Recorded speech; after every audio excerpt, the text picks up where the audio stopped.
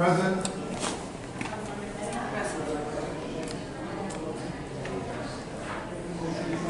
Minutes from the meeting of 8/6/2018. Move approval. All in favor? Aye. Opposed? The ayes have it. Minutes are approved. Third read the first item on the agenda. Resolution regarding the National Grid lockout. No, I think everyone should have the resolution. Unless anyone wants it read. Councilor Lowe. Are our microphones on? No? They never are. No? Okay. All right, so the microphone's on. It's just with the crowd, when we don't want to turn them on. That's right, I'm louder now. Okay. So the matter is a resolution regarding the National Grid lockout, and I don't think we need to read the entire resolution, but well, I mean, I think everybody knows what it says. So I, for one, am totally in support of this resolution. I think it's very important. I know that we have some people here tonight from the unions, and I'd like to make a motion to suspend the rules to hear from Joe Curlo, who's president of the Boston Gas Workers Union, and anyone else from the union that wants to speak within reason, hopefully, because we have a committee of the whole at 8. So only one other person. Yeah. Who has something. Yeah, they can't do this. If not, then just sign in. There's a sheet that calls. I will get it after. All right.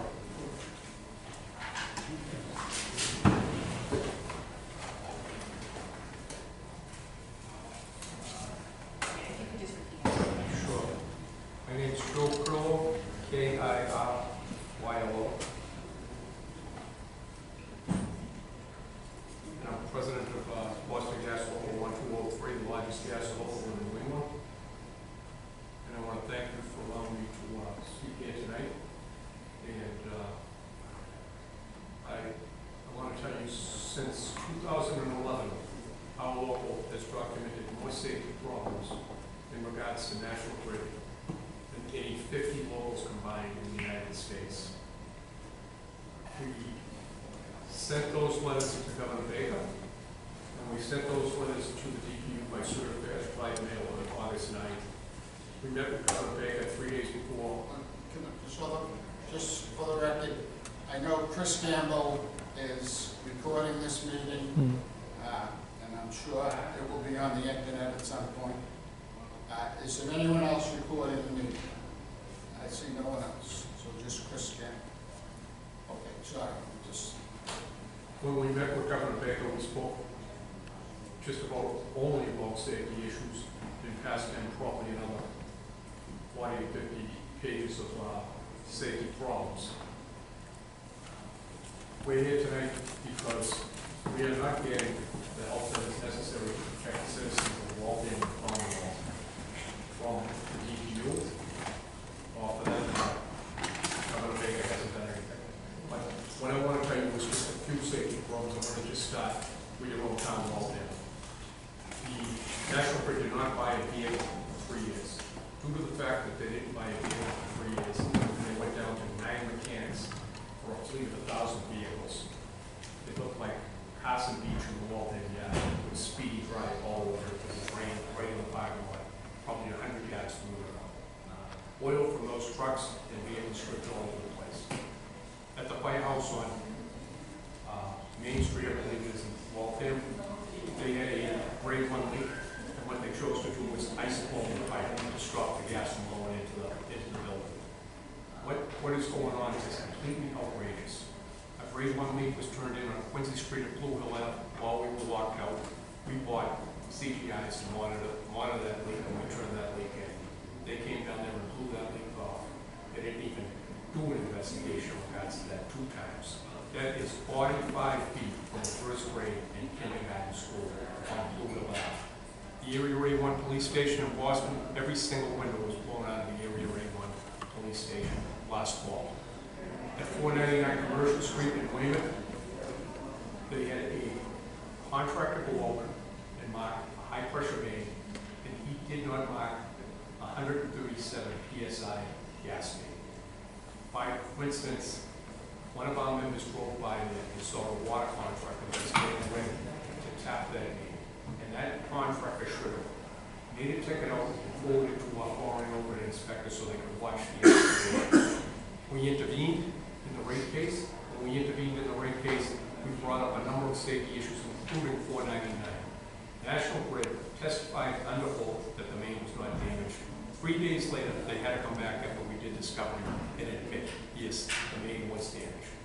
So there is a myriad of safety problems. Galen Street in Watertown, gas main on fire from Friday night till Monday morning when the crews pulled the plates off because they have a contractor that welded the plates so they wouldn't bounce up and down. But never thought about testing it, ignited the main underneath. Same thing happened in East Boston. No matter which city or town you look at, EMS, 100-pound line, they didn't even mark it out there.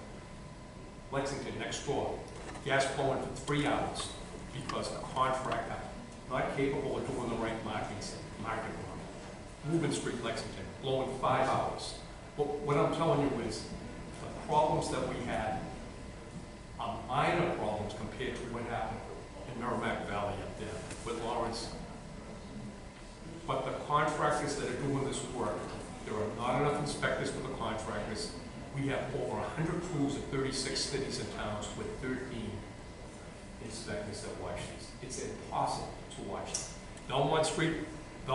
Pleasant Street in Belmont, they buried a main 18 inches deep. 18 inches deep, and that was 2011. They had zero, no inspectors at all. That's when I began to write the company, and that's the first time that we made progress. We got 3 inspectors. I give National Grid credit for putting brand new mains down the street, and I give them credit for putting brand new services, replacing the infrastructure into people's homes. But what you don't know is once it gets in, the majority of the time, into someone's house, there's another 10 feet of pipe that's owned by National Grid that goes from the wall to the meter that hangs in the cellar. That pipe is 60, 70, 80 years old. And if you come from a community that may not be as rich as Wellesley or Weston, and it's in a city or somewhere else, you're more likely to keep your pipe that's 80 or 90 years old. In the past, people would buy high efficiency furnaces, and then they would end up testing to see the pressure. I don't believe they test anymore to see the pressure coming in. Undersized piping may mean that you're not getting the volume of gas that you need. It's absolutely outrageous that a foreign multinational company can come over here to America and do this and claim that they are safe. And I just got to tell you that we have 400 regulator pits. Regulator pits is where high pressure gas comes in and it goes out low pressure and it feeds surrounding communities. Now, I don't know the facts up there, but clearly high pressure got into a low pressure system up in Merrimack. And due to that fact, these regulator pits have to be maintained. So we have 1,250 people out of work. Whether they're maintaining them or not, we're not there to see right now. But there's 400 of those. There's 18 tank stations. There's hundreds of critical valves that are necessary that have to be maintained. Meters are supposed to be changed 1/7 every year. I cannot fathom them having enough personnel to do what has to be done. Hospitals, nursing homes, they're set up with monitors and regulators. If one fails, the other one's supposed to catch it. But if you don't do your maintenance, and one fails and the other one was failed, you would send high pressure gas right into a nursing home, or you would send it into a hospital. It is so important what you people do tonight in regards to passing a resolution that has teeth in it to hold National Grid responsible to do the right thing. And it's not like they can't afford it. They're an $82 billion corporation. They made over $3.5 billion in profit. They're looking for a $51 million rate case, and they get a 14% tax break from Trump, which I think they may get back, they may not. I'm not exactly certain on that. But my point is that they have enough money to do the right thing. And I really shouldn't even go there, because I'm all about public safety. We, the union, are the last defense for the citizens of the Commonwealth. Management people are not going to speak up because they'll lose their jobs. Contractors are not going to speak up because they'll lose their contracts. We as union people have always been the last defense in regards to safety. And the other thing that I would say that has no bearing on what you people are going to do tonight, they're coming in here and they want to reduce all the benefits of the next generation of workers, which is our kids, your grandchildren, and our grandchildren. That's irrelevant, because that's not what we're here about tonight. We are here about only public safety. And the last thing I will say in closing is, towns have worries. Like anybody else, they're worried about lawsuits, or they're worried about getting caught up in a liability problem. Well, I say to you, if some real estate developer wants a service put in, and he is going to sue, or he is going to do this or that, I say, what happens if you get that service put in, and that service is not put in properly, and the fusion's not right, or some other reason that service breaks down in a week, a month, 3 years, because of it not being inspected at all or anything else. So where does the liability then land? So what I'm saying is I plead to do the right thing tonight, and to send a message, and not just a message from Waltham with a split vote. Send a message that nothing like what happened in Merrimack Valley will happen in your town. Nobody, 18-year-old kid, just got his driver's license and he gets killed because of these bastards.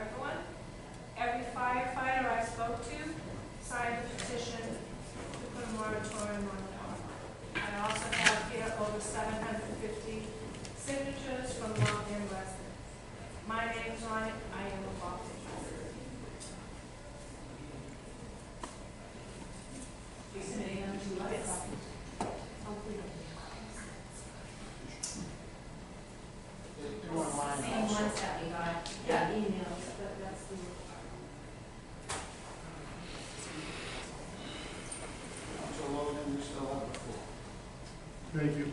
I keep switching this on like they want. Okay, so we've got those. So, and I understand the president of the union said it's primarily public safety, but I do want to comment. We keep hearing about how great the Trump economy is. The economy is doing great. And I saw a chart the other day that compared the average workers' pay increase over the last 10 years to the average increase in CEOs. And the average worker is practically flat, and CEOs is about 1,000%. It's just absolutely crazy that the disparity gets worse and worse. So what's happening here? I think two things are important to point out. One is that they're not on strike. They were locked up. They're willing to work, and they've been forced out. Very important. The second thing is that they're not looking for an increase. They're just looking to keep what they've got. So they're willing to work for what they're already getting, and they've been locked up. So it's, horrible, disgusting, union-busting tactics, and I think it's absolutely despicable.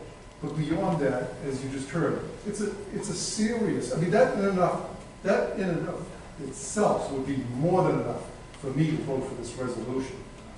But much, much, much bigger is the public safety issue, because as you heard, things aren't being maintained. Because of the gas company's lack of investment in infrastructure, it's been a long-standing problem. But that's more than compounded by having the only qualified workers available, the only really qualified, experienced, knowledgeable, skilled workers locked out, they're available to work, and you tell them, no, go home. How long is it gonna be before something like happened up in Merrimack Valley happens down here? And as you just heard, you know, it was lucky that more people didn't get killed, but that poor kid, 18 years old, you know, had his whole life ahead of him, and he got killed. Why? Well, we'll find out. We don't know for sure yet, but something went wrong. And when you have a situation like we have on our hands now, where the people that know what they're doing aren't being allowed to do it, you greatly increase the potential for that to happen here. So I wholeheartedly support this resolution, and I hope that it passes. Thank you. Councilor McMillan. I'm sorry. Not yet, not yet, not yet. Okay. On committee, off committee, Councilor Brasco, you had requested people come in. Thank you, Mr. Chairman. I believe that there were a couple of people that we asked to speak to, you know, professional experts in the city of Waltham. So, Would you make a motion I to can't bring make all three of them up and? I can't make a motion to Oh, not. that's right, but somehow. But if someone like that will be. I'll make a motion to hear from the off-committee members that were invited in. All in favor? Aye. Opposed?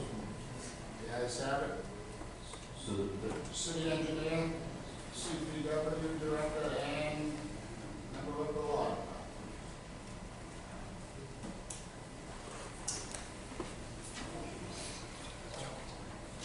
Councilor Brasco, pick his poison.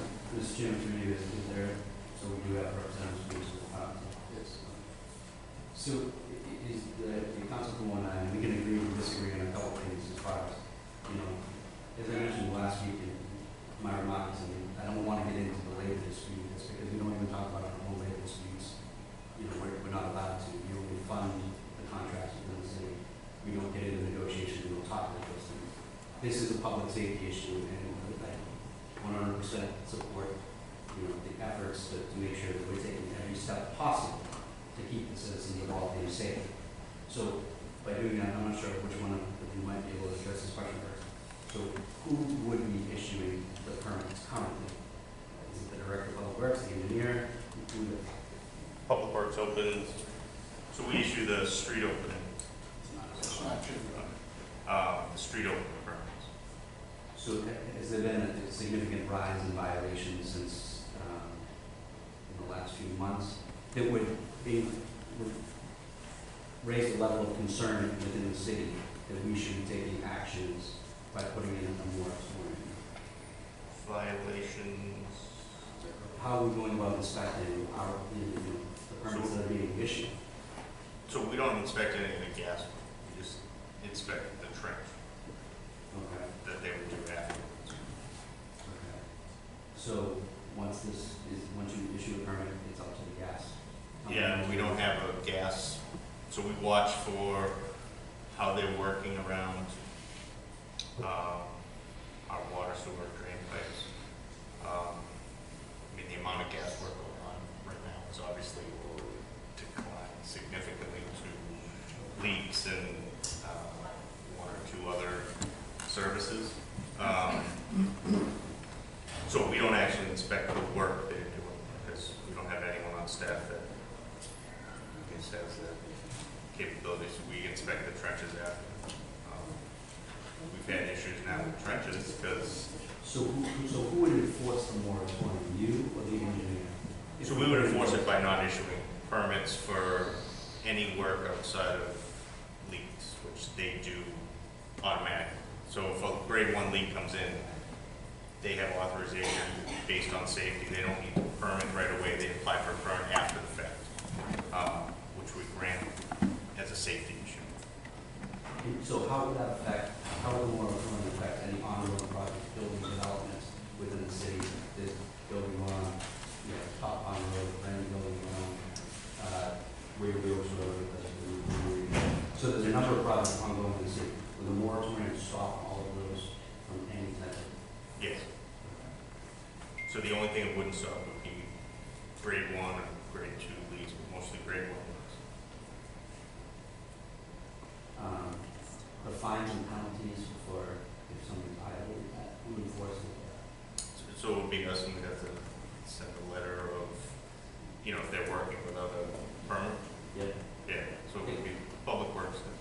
In the moratorium, all new projects or repairs and things of that nature? Or Yeah, anything we hadn't already issued a permit for.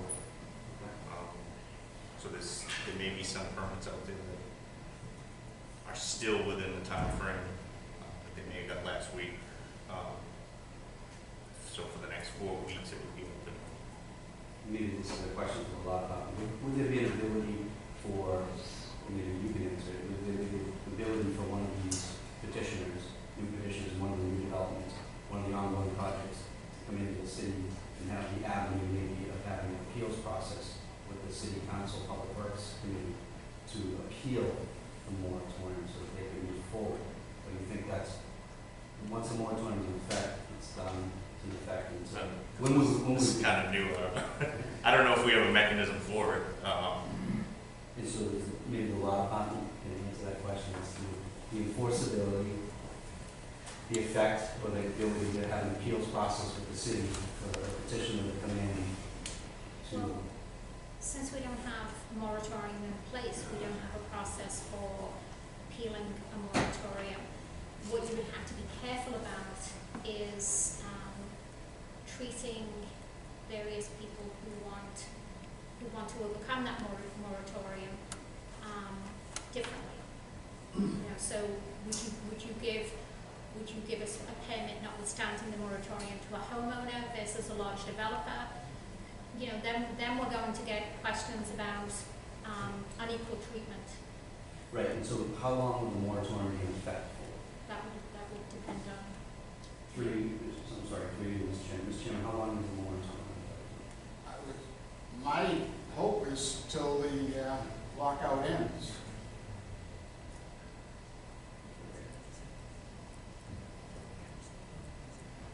All right, so that has to be in writing somehow, that we know the moratorium is in effect, like some type of mechanism. We can't just say, when a labor dispute ends, the moratorium is lifted.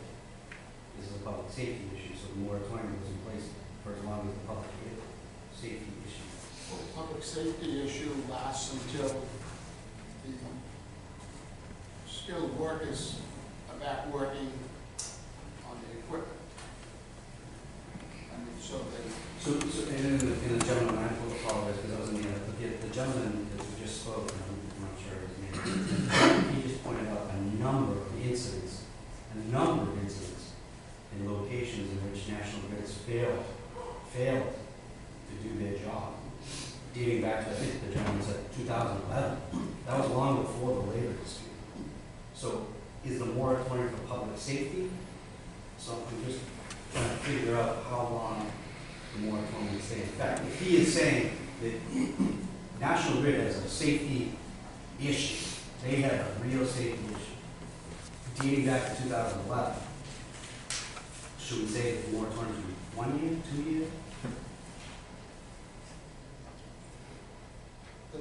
the problems with National Grid, like every company, continue.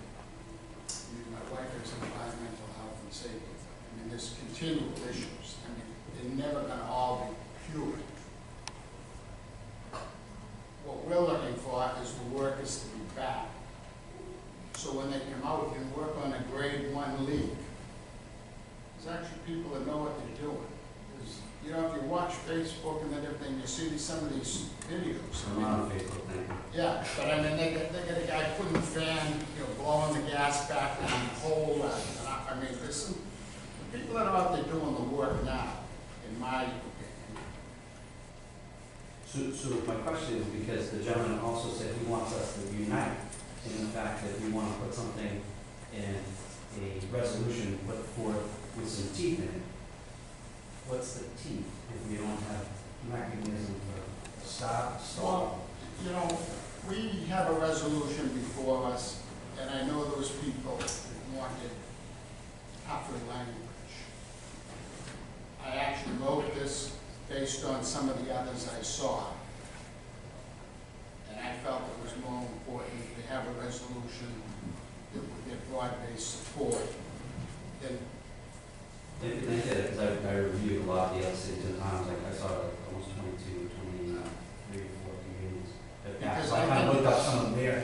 resolutions to see what their possibilities, what their be resolve was, if they crafted an ordinance to address it. So, I mean,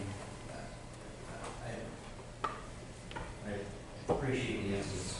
Maybe there's some other speakers that want to talk about or have questions on the resolution. Thank you, Mr. Chairman.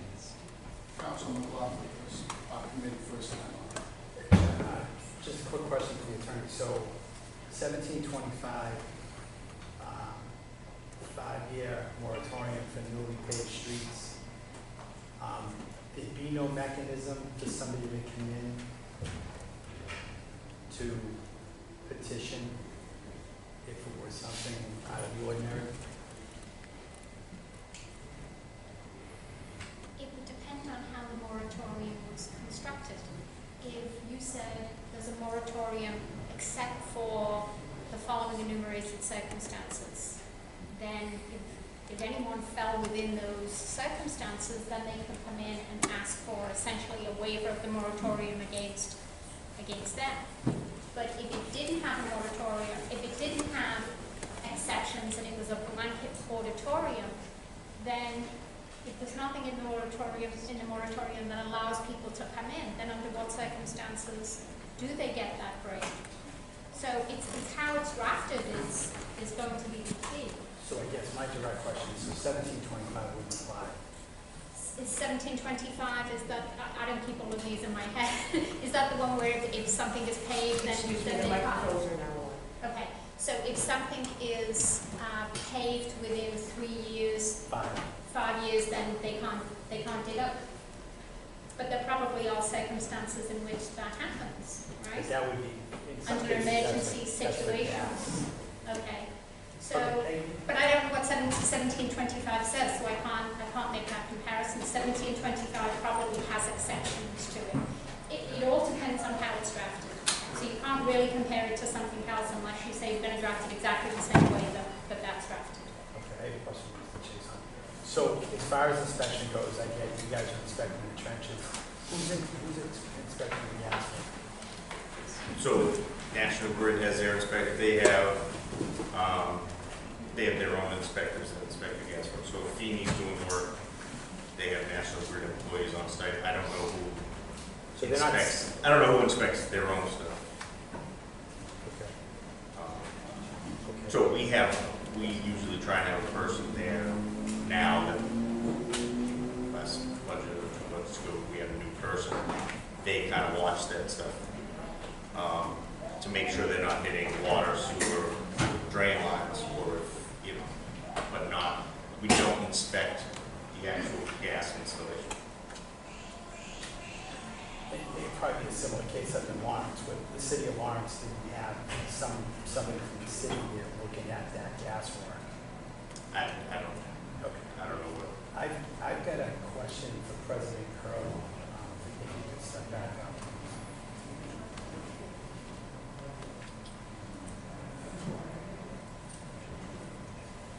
So just to go back to that question, that mic's working now.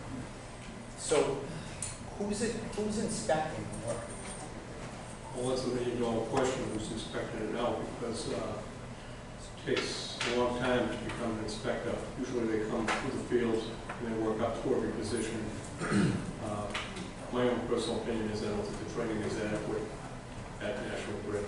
So it's somebody on a crew, maybe it's somebody that had a desk job, I don't know. So it's not a state inspector, it's somebody that works. No, I want to tell you this too. I know for a fact that when Charlie Baker took office, there was 10 pipeline inspectors. I believe it's down to 2 right now. That's 3 million gas customers across the state. And I think that there is only 2, possibly 3. So that's 1.5 million customers that 2 inspectors have to do. Now with the lockout, they could put all 2 here, but they're clearly, those 2 are going to be up in those 3 towns where what happened. So there is probably, a good guess is, there are no inspectors going to stay there. There are no inspectors going to union. So you just got to trust National Grid and myself. I don't trust them. So just anecdotally, my sister lives in Brighton on Faneuil Street. There was work being done there a month ago. There was no inspector. They made a mistake in the trench. There was gas that leaked back into the houses. They kicked her front door off the hinges. Now again, they gotta make sure that there isn't a problem. But this was a mistake they made on the street. She was on vacation. They're doing it again. It's just the situations that are happening across the state that you don't hear about in the newspaper or in the news. Door was off the hinges for the 4 days that she was on vacation. And that goes back to the mistake that was made in the trench. The last thing I want to ask you is, with the situation up in Merrimack Valley, you guys are locked out. What was your response to that? I can tell you almost immediately, we sent out a press release saying that we have 1,200 people that are in the business of gas, and we offered our services. And as a matter of fact, I sent it on an email, and I believe the email was put everywhere from the guys to the executive board, the CEO, President Keene Severs, from National Grid, the fire chiefs, all the politicians. That email went everywhere offering our services. We heard nothing back from National Grid. And to be honest with you, nothing back from the government. And that was on Sunday. Not Sunday, it was Thursday. But on Sunday, we sent 100 people from our locals up there, and we spent the whole day on little trucks of water, clothing, food. We were up there helping in a capacity that it's unbelievable when you see it, that this is the United States of America. I can only imagine how those people in Puerto Rico, if they're not even doing anything up there. The guys do, it's not FEMA, mass FEMA, or whatever they call it. But it's a sad situation. And the other thing I just have to tell you, it's so much bigger. We have one schedule for all the cities and towns. They allow for contractors to sketch the pipe down. We had a engineering department that was the world's class engineering department. I think California Pizza has more people working in it now. They outsourced 55,000 pieces of mapping to India. It took us 3 days to get that mapping back from India. And when they got it back, because we were afraid we'd go public, they outsourced it to Colorado, so it would never happen again. It happened again last fall. I have to tell you this too, because we've had successes, very, very few successes, as I told you, so many letters written. We had a success called Jumping Tees. And just think about this for a second. We fought with them for 6 months. They told us they were going to bring contractors in to do this work. And what the work was, instead of closing the valve to the service in front of your house to go in to do piping, they said, you can go in and do it live. You go into the kitchen with a fire extinguisher. You tell the woman, man, we're going downstairs, we're going to replace your pipe. You're taught in the gas industry, never put a gas fire out, never. We go downstairs, we take the plug out. Gas will blow in the house. If there's PCBs that blow in your basement, if there's benzene that blow in your basement, rust blow in your basement, we put a bottle plug in, we all the piping, we pour it out, more stuff will blow in, we pipe it out. We would go upstairs and say to the woman, because this is what we were told to say, don't worry about it. You might smell a little residual gas in your basement that will go away, so don't worry about it. But if you had a broken main right outside your house, that lady would not call, that man would not call, because they would say, that's what Rick told us, no problem. So we stopped that across all U.S. operations, and I'm pretty damn proud that we did it. It took a long time to do it. We were threatening the contractors would take our work and do everything else, but that was a success. And we've had very few successes dealing with National Grid. And I will say, no matter what anybody says, we are the last line of defense. There is no more defense. If they get away doing what they want to do, and the politicians are not going to stand up and make them be accountable for the safety of the system, then shame on all of us. Thank you, Mr. Chair. Councilor Green. Thank you. Pretty much the actions of National Grid to lock up the workers during negotiations is unfortunate, and it's creating safety concerns in the area. And the resolution without the moratorium simply wouldn't have the teeth in it, and I can agree with that. I have a question through you to the law department. If you pull a building permit permit, the state building code states that you have to comply with all current building codes at that particular time. And if there is any code changes or code upgrades while you possess that permit, you're only responsible for the codes at the time you pull the permit. So if there are people out there that have existing building permits on Taunton Pond Road with a shower, and on Taunton Pond Road, there's the shell of a building up, the steel's up, and it's well under construction. And they probably necessarily don't have a gas permit, and if we deny them, are we, is the city going to be liable because they already have a valid Mass State building permit that they would be complying with the current zones? Well, anyone can sue us for anything, whether they will prevail is another matter. Chapter 258, Massachusetts General Laws is the Tort Remedies Act, and under Section 10 there is a specific exclusion for the city to be liable for issuing a license or inspections, failure to do so. So they wouldn't necessarily prevail, but what you could do is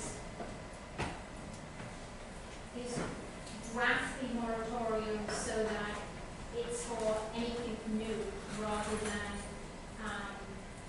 holding a complete halt to anything. If you have a concern that someone has gotten a permit, believing that they're going to get other permits in due time, then you can make exceptions for those people.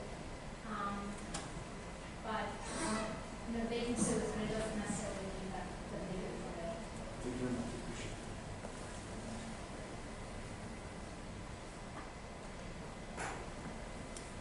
No. Councilman King. Thank you. So I'm all over the place listening to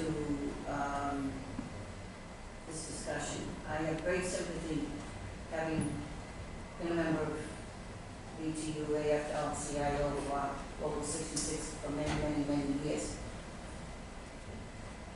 I'm unclear on some of the circumstances here, and the reason I'm all over the place is because it seems as though the horrible situation in Lawrence and North Andover that occurred over the weekend brought all of the safety issues regarding gas to the public's attention in a very interesting time of year. So I have a number of questions about a number of things, and if you forgive me, I'm going to go all over the place asking these. So if I might ask our law department, if we enact a moratorium, and that part of this resolution, I have no problem with anything on this resolution except where it says, be it resolved. So the resolve part, the Waltham City Council urged National Grid, I have no problem with that, to end the lockout of its gas workers. I have no problem with the next further be it resolved, that the City of Waltham urges National Grid to end the lockout and enter good faith bargaining. It's the be it resolved that says, the City of Waltham provide additional monitoring and safety inspections of all gas work being done in the city, and that no new gas permits for gas construction projects be issued by the city. So let's take that one part at a time here. So the first part of the resolve says that the City of Waltham provide additional monitoring and safety inspections of all gas work being done. I'm going to ask a couple of questions about that, but then I'm also going to reference, all of us received this in our mail, the City of Waltham Law Department, a document that was written by Attorney Zadi, based on a review of proposed gas leak ordinance, opinion 232 of the Act of 2017, August 2nd, 2018, we received this. I'm going to get into that, the language in that opinion in a second. And how does that language apply to the two questions that I have The city of Waltham provide additional monitoring and safety inspections of all gas work being done. From my reading of this opinion, it basically says that's not in the purview of the city of Waltham. It's in the purview of the DPW, the Commonwealth of Massachusetts Department of Public Utilities, who regulates all of this.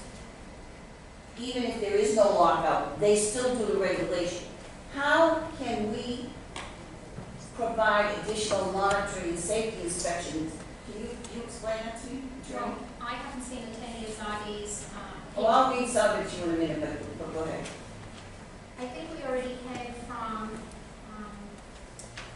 the director of CPW that we actually don't do any inspections, that we only do trench inspections to make sure that the digging doesn't affect other utility lines or more to the point, our utility, our lines.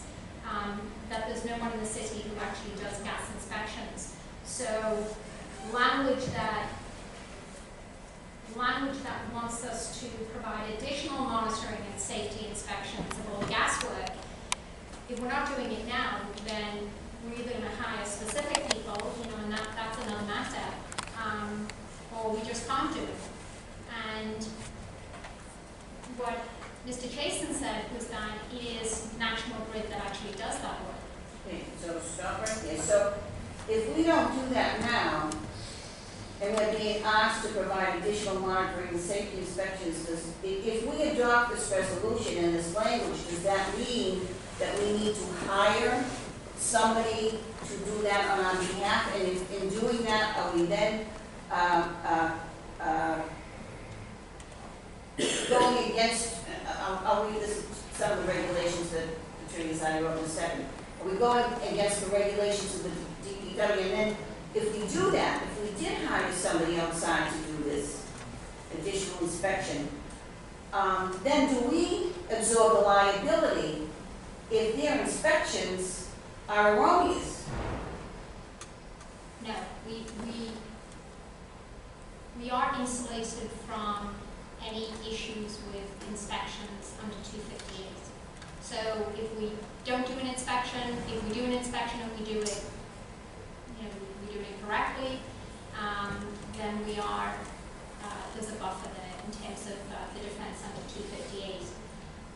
But I don't know what Attorney has already said. I don't know whether what she was talking about. I'm going to go through that in a second. If what Attorney has already said was in terms of regulations, then absolutely it's the state that drafts regulations. So then the only other, it seems like the only other component of everything on this resolution, as I said, I agree with until I get to that further be resolved, because I really don't know how we as a city, we as a public entity can get into the gas construction project issues and have any important effect. So let me just, if I may ask a couple of other questions, if you don't mind. Can I ask the gentleman who's the president of the union, if he would come back up again, please? Maybe you could explain a couple of things to me. So, do I understand that Consolidated Communications, no, not Consolidated Communications, what's the name of the gas company in Lawrence? Columbia Gas Company. So, they are a separate entity from National Grid. I believe they're owned by NiSource, one of the biggest gas companies. By who? I believe they're owned by NiSource, one of the biggest gas companies in the country. In the country. I believe Who so. owns National Grid? National Grid is owned by themselves. They are a multinational corporation that is run out of England. Run out of the UK. It's run out of the UK, that's correct. Okay. So now, if I'm not mistaken, in watching what went on in Lawrence, and the questions from the very beginning was, and I know nothing about this, please understand, nothing. I mean, I've had a little bit of science, a little bit of chemistry, I understand those kinds of things, but I know nothing about the materials. So I understand that there was an increase in the pressure. What, to me, never became clear until 3 days later, that the increase in the pressure came from a location in Ohio. They traced it back to a location in Ohio. Can you explain to me why somebody in Ohio has leverage and responsibility for gas that comes all the way to the East Coast across 4 states, and they can regulate out there, here? How does that happen? I think you're very smart, Kathleen. It's simply amazing, is because it's done through, must be telephone lines or computer lines, and then I'm sure they have a room out there that is monitoring these regulator pits. And when the gas fluctuates, somebody in that room would watch it and say, well, there's a problem here, why did that happen? But I find it unbelievable, just as you outsource stuff to different countries, that this day and age they would be outsourcing these regulator pits. And I'm not an expert either, and I assume that if we have 400 regulator pits and they're being watched in Waltham corporate, which I'm not exactly sure of, that's 400 pits being watched over there. But Columbia or all these other gas companies might be in the same way, where they watch them states away from where actually what's taking place. So let me interrupt you there. So if that's the case then, and they are in charge of the regulation of the pressure of gas to a community 4 states away, and the only oversight in the political world or the government world of the utilities in the state of Massachusetts, the only oversight is the DPU, and the DPU regulates Massachusetts. What correlation is it between what the DPU does in Massachusetts and what authority do they have to the people in Ohio? Forgive me, but I don't think much of the DPU. I didn't ask what I'm you sorry. thought of them. I want you to answer my question. Say it again, please. I'm sorry. So, if the only regulatory authority over any of the gas companies in the Commonwealth of Massachusetts, the regulatory authority is the DPU, what regulatory authority does that DPU have in relationship to the head honcho in Ohio? What regulatory authorities do we have, or does the Commonwealth have, to regulate the guy or the lady who's ever running that machine out in Ohio? I wish I could answer that. I can't give you the answer in regards to that. But Wait a minute now, hold on. Mr. Chairman, point of order. This discussion is getting way off topic. Not from my point of view, Mr. Chairman. I think this is really getting way off topic, and I beg your pardon. I'm trying to get answers to my questions here. And how, the thing out in Ohio is And I beg your pardon. No, Excuse me, we're going to get into this. Excuse me, you cannot debate me. You cannot talk. You're the chairman of the fight. You're the chairman of this committee. If you wish to discuss. he hasn't even said anything yet. I would like to, if you're going to, we're running out of time, first of all, but if you're going to That's ask not my questions, fault. they have nothing to do with Columbia Gas. We're talking about National Grid in Waltham, Mass. And we should keep the questions about what's happening here locally because of this lockout, and it has nothing to do. I beg your pardon. I think it has a lot to do with it because the regulatory agency for both of those utilities is the same regulatory agency. I asked you to get back on topic, Council, because we're running out of time. Again, that's not my fault. Well, I ruled. If you'd like to challenge it, you can challenge my rule. And do you think I'm going to win? I don't know. I'm only one vote. You're the chair, you can't vote. I thank you very much for your help. Thank My you. answers. Now, if I may continue. You may continue. So, I'm sorry, Attorney. Attorney Jen. So, I think it's still Sue, is it? I hope so. So, let me just say that, again, the law lockout and who's in charge of who's going to oversee this and who is going to reject new permits for gas construction projects being issued. I get the reason for this resolution. I get it.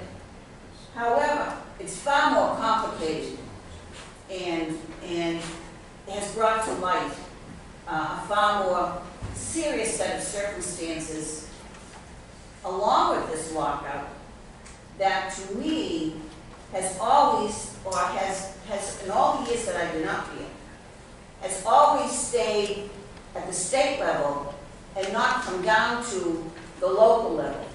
And the councilor from the south side will support that argument that over the years we have basically remained out of the circumstances that are regulated or work from the state, not from us. And really, the only regulatory thing that we can do, it seems here, is not to issue any new gas permits for construction projects.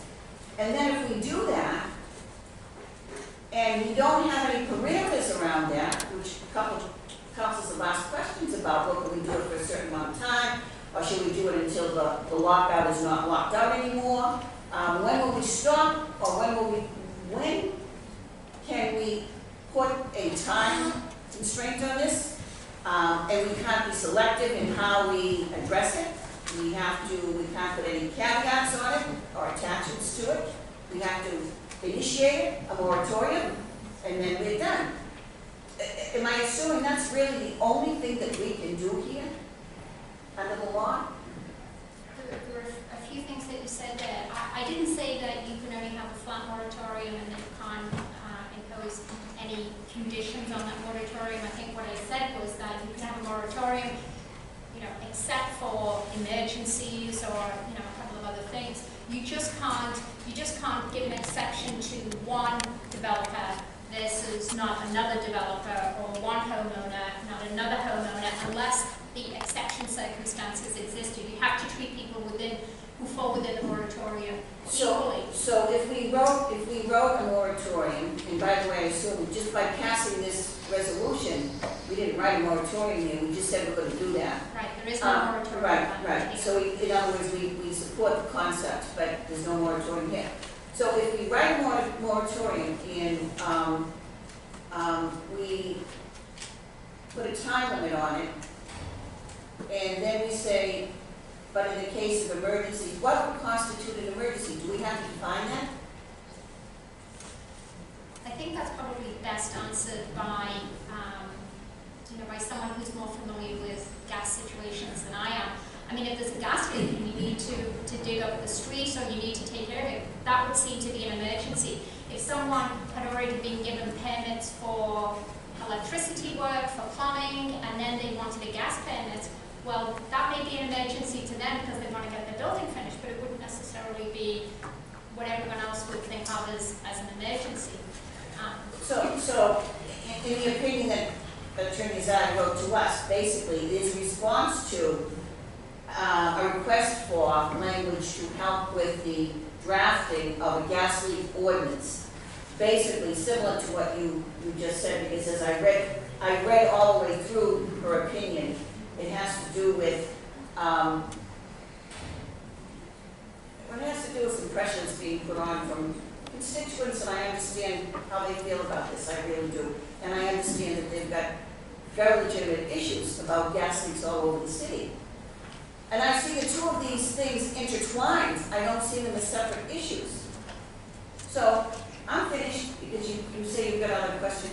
Councillor, Yes. just to be clear, an individual municipality cannot step into essentially the shoes of the state and regulate where the state regulates, but individual municipalities can regulate something that is already on a high level regulated by the state. The state regulates what gas fitting should look like. Our gas inspector can go out and make sure that that gas fitting is correct, or if Waltham requires something extra, it can make sure that that is included. But it's not that Waltham can say, in Waltham we're going to have a completely different set of requirements. We have to follow the state, but we can still work at different levels underneath that umbrella of state regulations. We just can't put our own regulations into effect, like we can't have our own, tax regulations. Okay, thank you very much, Attorney Smith. Thank you. Thank I'm you, going to step Mr. down from the chair, Council Logan. Chair, I'd like to have. Okay. All right, first I'd like to make an amendment to the resolution, take into account some of the things that have been said. On the second, be it further resolved, to strike the whole thing, and I'll rewrite the whole thing, because it's just easier than trying to. That the city of Waltham issue no new gas permits for gas construction projects for any building, to any building permit, to anyone who pulls a building permit from the date that this moratorium goes into effect. So that anyone who's halfway through the building and has a current building permit, they can finish their job. I don't think it's fair for us to bankrupt some poor person building up. And I agree with that. But now they know going in. So that's my motion. You can give that to the clerk in writing. I will do You've all heard the sense of the motion. All in favor, signify by saying aye. it. Opposed? The ayes have it. The amendment is adopted. And I make a motion to approve the resolution as amended.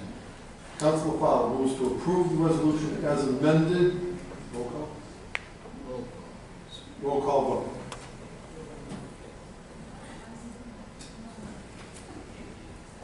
Council Fowler, Yes. Yes.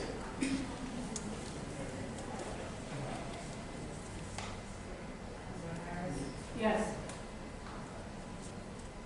Councilor Finn, Sure.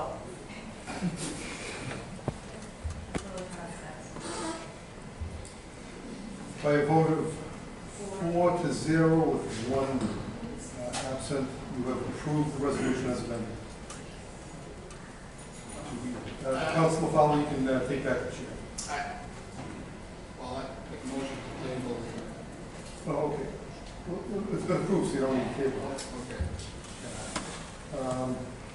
On the, we have a couple of things we can do real quick. On the ambulance contract renegotiations, I have a meeting from the chairman of the Ambulance Service Review Committee and the chairman of this committee is also a member. We have a meeting of that committee tomorrow night, and we'll be making recommendations. So I'll make a motion that we, yeah, I'll make a motion that we table, I'll make a motion that we table it as the ambulance contract matter until we hear the recommendations of the Ambulance Service Review Committee, and then we send a communication to the mayor indicating that's what we're doing. We'll get back to them, back to our companies. Aye. Okay, and I don't know if the board, council wants to do anything with the board.